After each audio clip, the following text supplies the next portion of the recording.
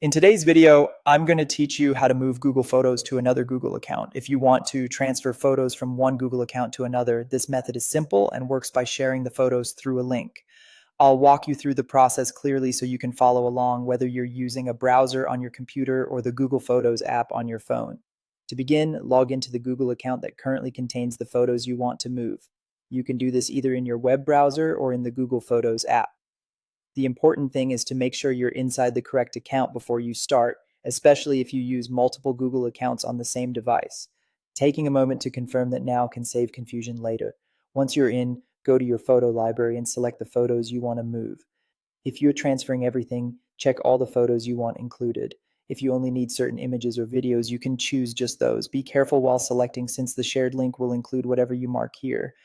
It's a good idea to double check your selection before moving on. After your photos are selected, press the share option. From there, tap create link. This will generate a shareable link for the selected photos.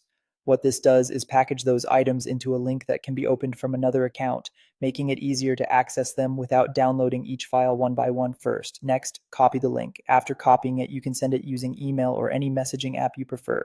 Since the goal is to access these photos from another Google account, send the link somewhere you'll be able to open it while signed into that other account. For example, you might paste it into a message to yourself or store it somewhere convenient. Just make sure you can retrieve it easily. A helpful tip here is to keep the link private, since anyone with access to it may be able to view the shared photos. Also, if you're working with a large number of pictures, give Google Photos a little time to finish preparing the share link. And that's the process. Sign in to the original account, select the photos, use the share option to create a link, then copy and send that link so you can open it from the other Google account. It's a practical way to move access to your photos without making the process overly complicated.